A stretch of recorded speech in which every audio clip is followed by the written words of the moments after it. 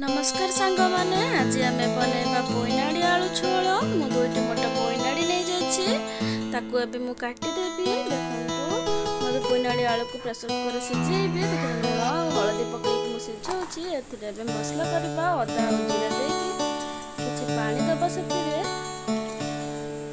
Grinding करवा।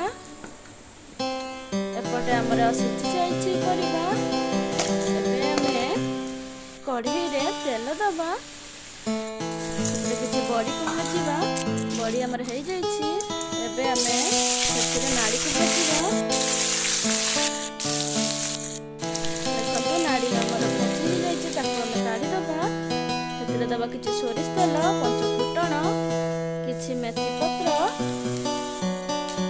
अदा जीरा पेस्ट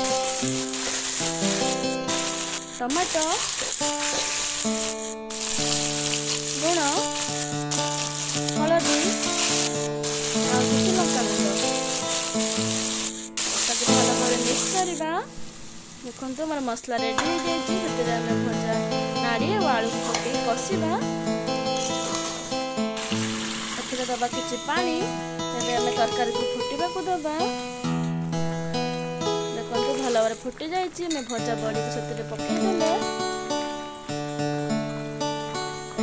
शेष में गरम मसला दबा।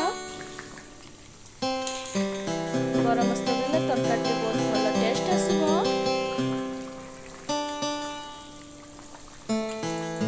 देखंतु हमर तरकारी प्रस्तुत हो गला बिना प्याज रसुन रे तैयारी हमर नाड़ी झोल।